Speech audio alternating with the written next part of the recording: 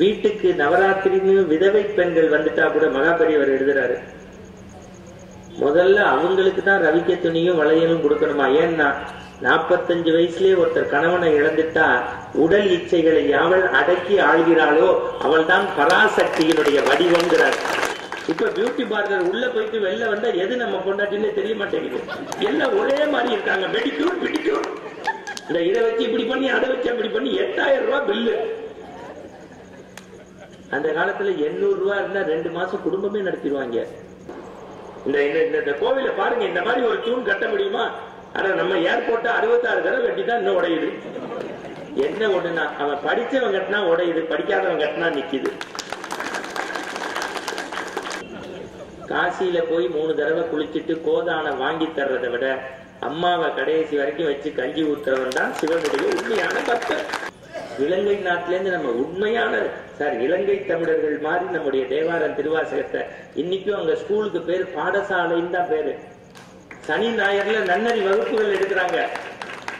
இதுவரை நான் பெருமைக்கு சொல்ல, இது வரைக்கும் ஒரு 50 முறை அந்த நாட்டுக்கு போயிட்டேன். 50 முறை. அங்க பார்க்கும் போதெல்லாம் நான் பார்த்து வியப்பது சிவக்கோவில்களுடைய சுத்தத்தையும் நம்முடைய தமிழ் மறைகளையும். கீழேன்னு சொல்றான் பாட்டு, இங்க 3 பாட்டை படிச்சுட்டு 30 வருஷம் ஓட்டிட்டு பெரிய வேந்தருங்க நகைச்சுவை நாவல் பேப்பர் போட்டுக்கிறான் முட்டாப்ப.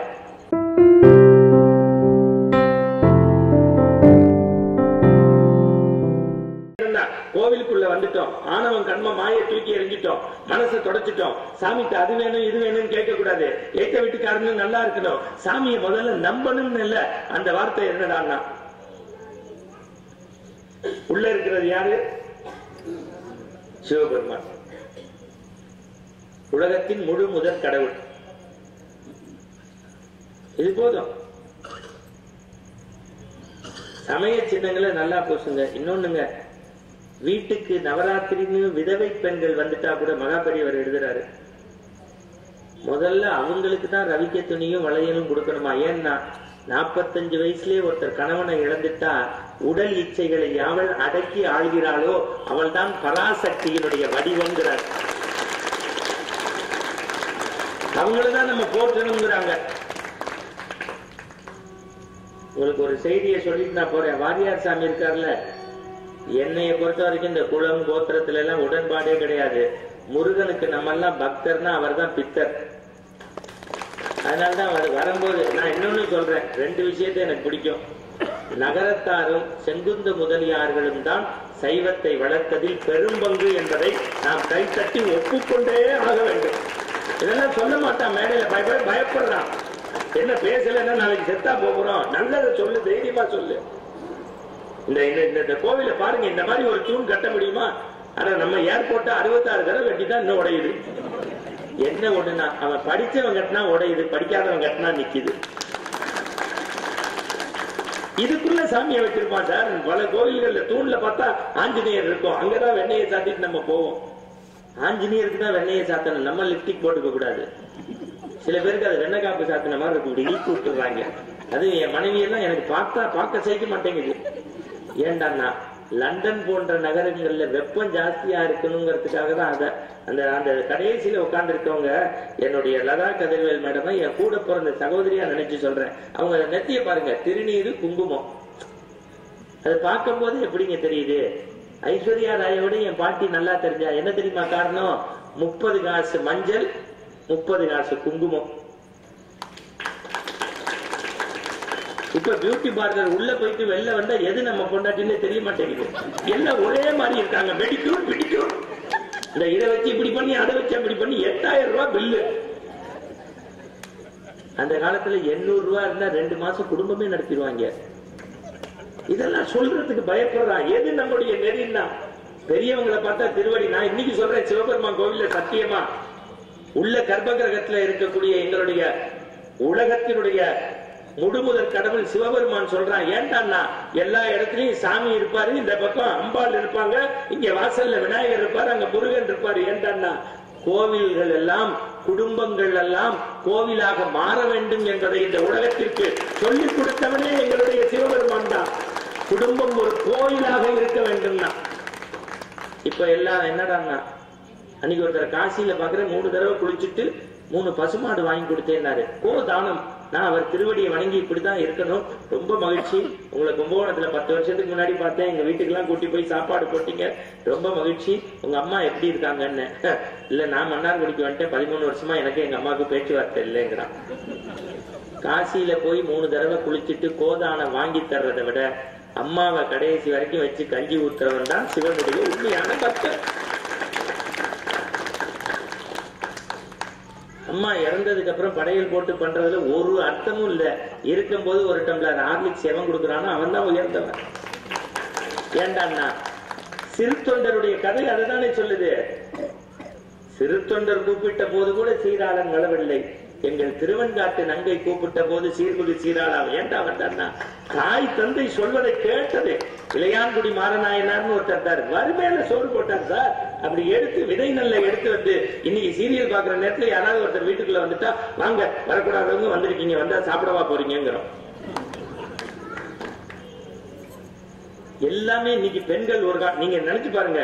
காலைல நம்ம பல்லு விளக்கணும். இப்ப எந்திரிச்சோன்னு எல்லாரும் செல்லு விளக்குறோம். காலைல மார்கழி மாசத்துல கோலம் போட்டு தை மாசத்துல பூ வைப்போம். இப்ப எல்லாரும் பேட்டர்ன் கோலம் போடுறோம். எவன் வீட்டுக்கு போனாலும் இந்த கையில எடுத்துக்கிறாங்க. ஒரு நிமிஷம் இருங்க, போன் வந்திருக்கு. ஹலோ ஹலோ, 3வது மாடி, 6வது மாடி, 8வது மாடி. பையன் ஓடி போய் நீ எந்த மாடிக்கு போனாலும் வராது. ஏன்? நீ போனு ரிமோட் எடுத்துட்டு போற. இங்க வா. நான் டெக்னாலஜி வேண்டான்னு சொல்லல, நான் சயின்ஸ் படிக்கிறவன். இப்ப எல்லாமே இங்க யூடியூபுக்குள்ள வந்துருச்சு, எல்லாமே இன்டர்நெட்டுக்குள்ள வந்துருச்சு. பெரிய புராணமும் சேக்கிலாரும். அது நான் தப்புன்னு சொல்லல. நம்ம குழந்தைங்க டாக்டர் ஆகணும், இன்ஜினியர் ஆகணும், வக்கீல் ஆகணும், கலெக்டர் ஆகணும், எல்லாம் ஆகணும். அதை விட ரொம்ப முக்கியம் மனுஷன் ஆகணும். இந்த நாட்டுல மனுஷ தன்மையோட இருக்கணும்னா நம்முடைய நெறிகள், தமிழ் நெறிகள், சமய சின்னம் பூசுங்க. கோவிலுக்கு வரும்போது சேர்ந்து வாங்க. குடும்பம் எல்லாம் கோவிலா மாத்துங்க. வீட்டுக்கு யாராவது வந்தா வாங்கன்னு சொல்லி ஒரு வாய் தண்ணி கொடுங்க, சோறு போடுங்க. ஆனா எதுவுமே இல்லையா, காக்காக்காவது சோறு போடுங்கயா. ஏன்டா அரிசி மாவுல கோலம் போடுறான்னா இன்னைக்கு எல்லாம் ஸ்டிக்கர் கோலம் தப்பு. ஏன் தெரியுமா? எறும்பு சாப்பிடறதுக்கான உணவுன்னு நம்முடைய மரியாதைக்குரிய மகா பெரியவர் தன்னுடைய தெய்வத்தின் குரல்ல பதிவு செய்கிறாரு. வாரியார் சாமியை விட்டு அதை சொல்லிட்டு இப்ப முடிச்சுட்டு போயிடுவேன். எனக்கு என்னமோ உன்னைய பார்த்தா அப்படி நம்பிக்கையா தெரியலையா. சிவன் ராத்திரிக்கு பேச வேண்டிய ஆளை தை மாசத்துல கூட்டி வந்துட்டாங்கன்னு நினைக்கிறாரு. நான் திருப்பியும் சொல்றேன், ஒரு காலத்துல தேங்காய் மூடிக்கு பேசினவன் நான் இதை பேசுறது சொல்றதுக்கு வெட்கப்படல. இன்னைக்கு 40,000 50,000 கொடுத்து கூப்பிட்டா கூட தேதி இருந்தாதான் நான் போய் ஒத்துப்பேன். இங்க ஏன் பேசுறேன்னா, இது கார்னேசர் போட்ட பிச்சை. என்னுடைய வளர்ச்சியில் சரிபாதி இந்த மேடைக்கு உண்டு. என்னுடைய இங்க இந்த இடத்துல ஒரு டெஸ்க் போட்டு பேசணும். வெற்றி பெற்றதுக்கு அப்புறம் உண்மையை சொல்லி இதுல என்ன தப்பு. தை மாசம் ஒரு பெரிய ஆட்கள் வச்சு பட்டிமன்றம் நடத்தி எல்லாம் பெரிய ஆளா வேலை பார்ப்பாரு. இங்க கோவிலுக்குள்ள வரும்போது நாகராஜன் சார் சொன்ன, சரிங்க நாங்க உழவார பணிக்கு வரோம்பாங்க. எத்தனை பெண்கள் தெரியுமா வீட்டுல இருந்து அரிசி பருப்பு கொண்டு வந்து சமைச்சு கொடுப்பாங்க. அவங்க எல்லாம் எங்க இருக்காங்கன்னு எனக்கு தெரியாது. அத்தனை பேருடைய திருவடியை நான் வணங்குவதற்கு கடமைப்பட்டிருக்கேன். எதுரா தெரியுமா வெற்றி? நான் சைதாப்பேட்டையில பார்த்திருக்கேங்க. ஒரு ஆள் செத்த போது ஒரு பூக்காரம்மாவுக்கு மிஞ்சி போனா ஒரு நாளைக்கு 250 ரூபாய் வருமானம் இருக்குங்க. அத்தனை பூவையும் அந்த ஸ்டிக்கர் மேல அப்படி போட்டுட்டு போனா. யாரான்னு கிட்டக்கு நின்று பார்த்தேன். அவர் தான் அப்துல் கலாம் போட்டார். இங்க கலைஞர் ஆட்சிக்கிட்ட நடந்தது. அப்துல் கலாம் செத்த அன்னைக்கு அந்த அம்மா பூவை தூக்கி போட்டு போயிடுச்சு. வாழ்ந்தா மனுஷன் அப்படி வாழணும். ஏன் கலாமை எல்லாரும் மதிக்கிறோம்னா, 2 பெட்டியோட போயிட்டு ஒத்த பெட்டியோட வந்தவர் அவர் ஒருத்தர் தானே. அடுத்த பிரதிபா பெட்டியில ஒரு அம்மா சேரையை எடுத்துட்டு போயிடுச்சு. அப்புறம் செக்யூரிட்டி சொல்றான், அது இங்கேயே இருக்கிறமா வச்சுட்டு போங்கிறான். நான் சொல்றேன், காசு வேணும்னா காசு மட்டுமே வாழ்க்கை இல்லை. நம்ம விஷயங்களை மனசுல உள்ளதை இறக்கி வைக்கிறதுக்கு 4 நண்பனை சம்பாதிக்கிற இடம் தான் இந்த கோவில். மறந்துடாதீங்க. வாரியார் சாமி மகா பெரியவரை பார்க்க போறாரு. பெரியவர் மேனேஜர்கிட்ட வாரியார் வர போறாரா, இந்த செய்தியை சொல்லுங்கிறாரு. வாரியார் வந்துட்டாரு. இவரும் சொல்லிட்டாரு. அப்படி சுவாமி நின்னோன்னு டப்புன்னு என்ன பண்ணாரு, தட்டு நிறைய பூ பழம் விழுவோம் எல்லாத்தையும் வச்சு வாரியார் திடீர்னு பெரியவர் காலில் விழுந்துட்டாரு. பெரியவர் கிருகிருத்து போய் அந்த மேனேஜர் அப்படி ஒரு கோமா வாழ்க்கையில பார்த்துட்டு வாரியார்கிட்ட சொன்னாராம், நான் சொன்னதை அவர் உங்கள்கிட்ட சொல்லலையான்னு. ஒத்த வார்த்தை வாரியார் சொன்னாராம், அவன் வேலையை அவன் பார்த்தான், என் வேலையை நான் பார்த்தேன், அடுத்த வேலையை நம்ம பார்ப்போமான்னு. அதுக்கு பெரியவர் சொன்னாரா, நீங்க வந்தா என் திருவடியை வணங்க வேண்டாம்னு சொன்னேன். வாரியார் சொன்னாரா, எனக்கு அதெல்லாம் சிந்தனை இல்லை, நான் சாதாரணமா வந்தேன், உங்களை பார்த்தோன்னு எனக்கு சிவனுக்கும் உங்களுக்கு வித்தியாசம் தெரியல, வணங்கணும்னு தோணுச்சு. ஏண்டா 64வது நாயன்மார்னு வாரியார சொல்றோம்னா உண்மையா வாழ்ந்திருக்காரு. பேசிட்டு கை நிறைய கொடுப்பாங்க காசு, எடுத்துட்டு வந்து ரூம்குள்ள போனா எவனோ ஒரு ஏழை பையனை கூப்பிட்டு ஃபீஸ் கட்டுருவாரு. நான் என்ன சொல்றேன், பழனி உண்டியல்ல பணத்தை போடுறதை விட தெருவில் இருக்கக்கூடிய பழனின்னு ஏழை குழந்தைக்கு படிப்புக்கு கட்டினா முருகன் நம்மள்கிட்ட வருவாருங்கிறத வாழ்ந்து காட்டிய மனிதராக நினைப்படி வாழ்ந்தார் வாரியாருங்கிறதா நமக்குள்ள சிறப்பு. ரைட். இப்ப என்ன எல்லாம் இப்ப எல்லாரும் நல்லா ஆயிட்டீங்க, மனசை சுத்தமாயிட்டீங்க. சாமிட்ட நாளையில இருந்து அது வேணும் இது வேணும்னு கேட்க போறது இல்ல. ஏற்ற வீட்டுக்காரன்னு நல்லா இருக்க போறான்னு நினைக்கிறீங்க. அதை விட ரொம்ப முக்கிய சமய சின்னங்களை பூச போறீங்க. நான் உங்க திருவடியை தொழுது கேட்டுக்கிறேன், ஒரு நாளைக்கு 1/2 மணி நேரமாவது நல்ல விஷயத்த படிங்க, காதுல கேளுங்க. இந்த கோவிலுக்குள்ள வந்தாலே விளக்கு பூஜைக்கு என்ன பாடுபடுத்துறோம். சிவாய நம, சிவசக்தியே நம, இச்சா சக்தியே நம, சொர்ண ரூபினியே நம. இந்த அம்மா நான் சொன்ன இந்த வருஷம் இந்த கோவில் வேண்டாம்னு, நீ தான் கேட்கல. அந்த செக்ரட்டரி பாரு, ஆரஞ்சு பழம் இத்தனை நூண்டு போடுறான், லட்டு இத்தனை நூண்டு, போன தடவையாவது பாத்திரம் கொடுத்தா, இப்ப கொடுக்கவே இல்லை. நாளைக்கு தான் இந்த கோவில் வேண்டாம்னு. சிவாய நம, சிவசக்தியே நம, இச்சா.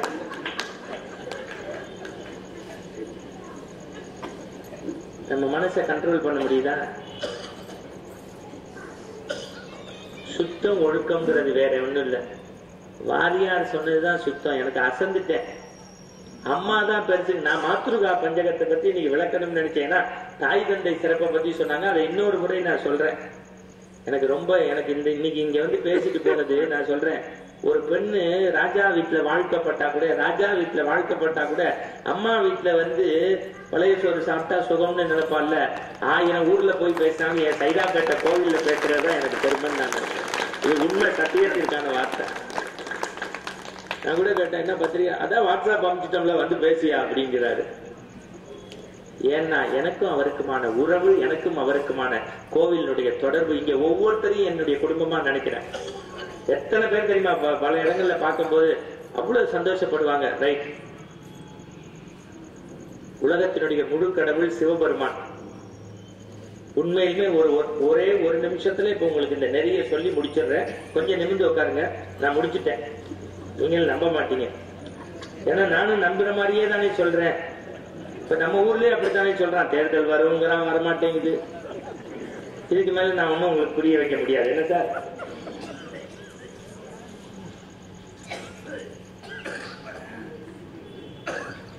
எல்லாரும் புனித பயணம் போய் காசியில குளிக்கிறோம், கங்கையில குளிக்கிறோம், கயால குளிக்கிறோம், ராமேஸ்வரத்துல போறோம், எல்லாம் பண்றோம், பம்பையில குளிக்கிறோம். அதுலயே சில பேர் வீட்டுல இருந்தே அதுக்குன்னு ஒரு துண்டு வச்சிருப்பான் தெரியுமா, அங்க குளிச்சுட்டு அதுலயே விட்டுருவான். நதி நீர் நிலைகள்ல யாரெல்லாம் தூய்மைப்படுத்துறீங்களோ உடம்புல தொழுநோய் வரும். நம்ம வீட்டை சுத்தமா வச்சுக்கிறோம், ஊர்ல இருக்க தண்ணியை அசுத்தப்படுத்தலாமா? இங்க இருந்து நான் சிவன் கோவில்ல இருந்து ஒரு உறுதிமொழியை இந்த தை மாசம் 1ஆம் தேதி எடுத்துப்போம். கடவுளே கூப்பிட்டாலும் நம்ம வண்டியில போகும்போது செல்போனை எடுக்காதீங்க. ஏன் தெரியுமா, உங்க உயிர் போயிட்டா பரவாயில்ல, நீங்க தப்பு பண்ணி எய்தாப்புல வர்றவன் கை கால் போய் அவன் முண்டகட்டையா வீட்டுக்குள்ள படுத்திருக்கிறத பார்த்தாதான் அசிங்கம். சிவபெருமான் என்கிட்ட சொன்னார், இன்னைக்கு இதை சொல்லிடுறா சைதாப்பேட்டையில, எவெல்லாம் செல்போனை ஓட்டிக்கிட்டே வண்டியில பேசுறாங்க. அதே மாதிரி நீங்க ஒண்ணும் இந்த சொசைட்டிக்கு செய்ய வேண்டாம். நம்ம கண்ணப்பர் மாதிரி கண்டானம் செய்ய முடியுமா? பூசலார் மாதிரி உள்ளத்துல கோயில் கட்ட முடியுமா? இல்ல இயற்பை நாயனார் மாதிரி மனைவி அமுச்சு வைக்க முடியுமா? இல்ல இளையான்குடி மரநாயனார் மாதிரி வறுமையில சோறு சமைக்க போக முடியுமா? இல்ல மூர்த்தி நாயனார் மாதிரி கையிலேயே அரைச்சு சந்தனம் கொடுக்க முடியுமா? இல்ல சுந்தரர் மாதிரி நெல்லை வாங்கி கொடுக்க முடியுமா? இல்ல அப்பர் மாதிரி படிக்காசு வாங்க முடியுமா? இல்ல காரைக்கால் அம்மையார் மாதிரி முடியுமா? திலகவதி மாதிரி நம்ம கமலவதி மாதிரி தன்னுடைய உயிரையே கட்டி கோச்சங்க சோழனை வச்சு கற்கோயில் கட்ட முடியுமா? முடியாது. ஒன்னே ஒண்ணு முடியும், பிளாஸ்டிக்கை யூஸ் பண்ணாம இருந்தா இந்த மண்ணு நல்லா இருக்கு, எல்லாரும் அடியாரம் அதை இம்ப்ளிமெண்ட் பண்ணணும். நம்ம கடவுள்னு ஒருத்தர் இருக்கான்னு நம்பிட்டீங்கன்னா உங்க வாழ்க்கை ஜெயிக்கலாம். எங்க காசியில போய் குளிச்சான், உடனே இவன் குளிச்சவனை பார்த்து இன்னொருத்தன் கேட்கறான், ஏன்டா குளிச்சேன்னு.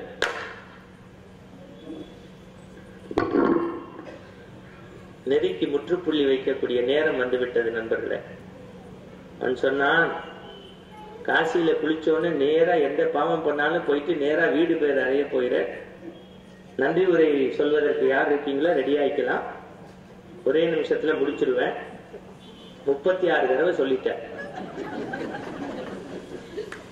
இவங்க நல்லா பாருங்க, காசியில போய் குளிச்சான், குளிச்சோன்னு என்ன கேட்டா வீடு பேரு அடைஞ்சிருவேன், என்ன பாவமெல்லாம் போய் நேரா வீடு பேரு சொர்க்கம் அடைஞ்சிருவேன்னு சொல்லியிருக்காங்க, அதனால குளிச்சேன்னா.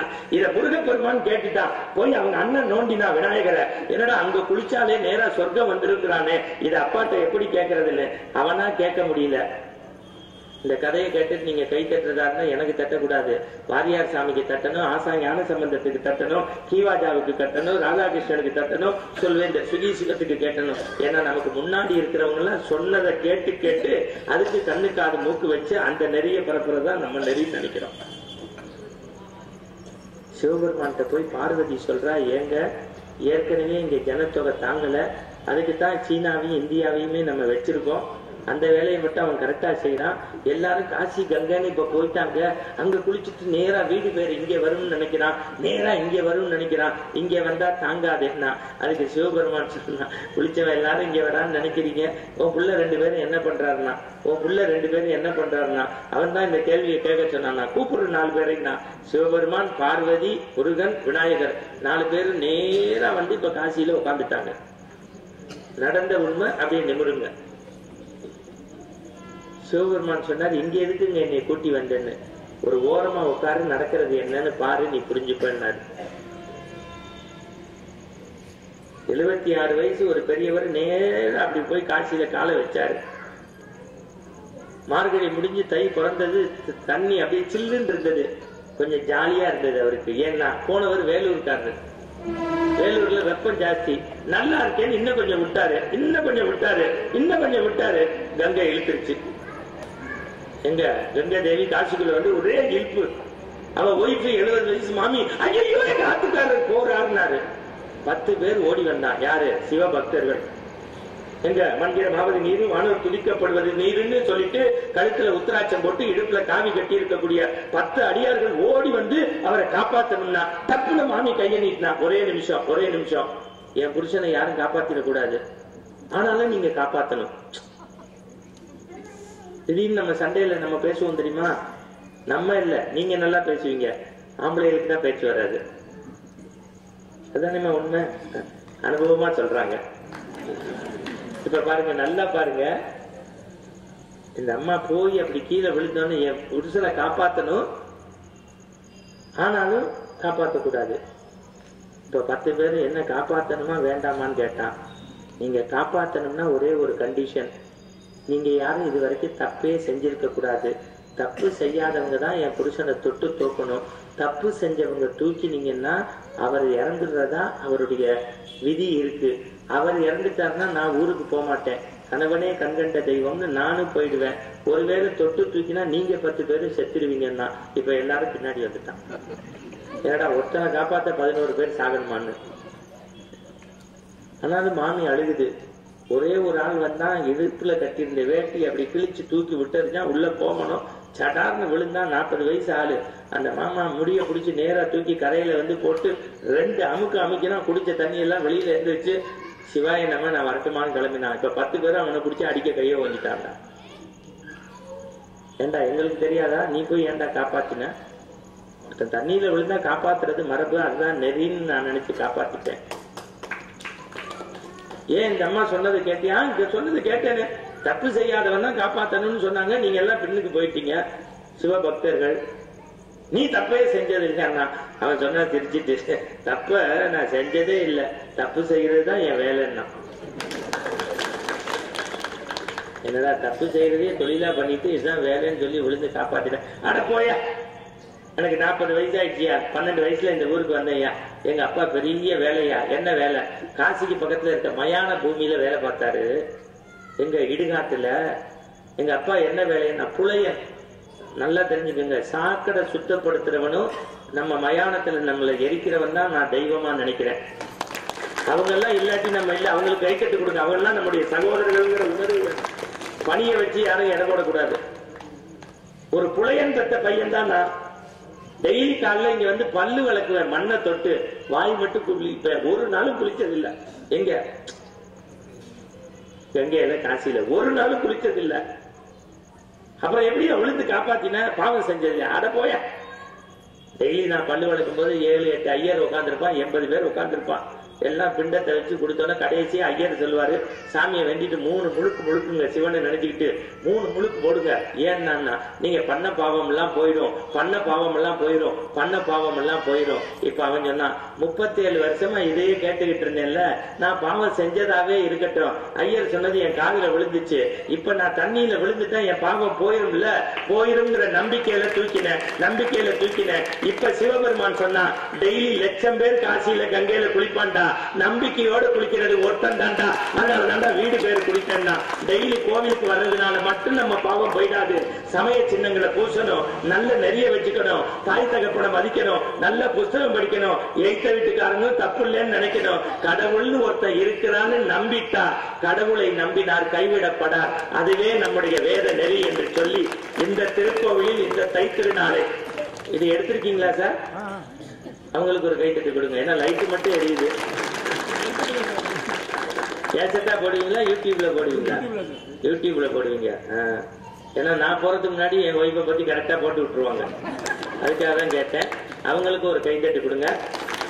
இந்த நிகழ்வுக்கு உதவிய அத்தனை பேருக்கும் நன்றி சொல்லி, என்னுடைய பழைய கடனை திருப்பி செலுத்துற மாதிரி இன்னும் நான் நல்லா இருக்கணும்னு நினைச்சா சிவனுடைய அருளும் உங்களுடைய ஆசீர்வாதம் தான் வேண்டும் நினைக்கிறேன்.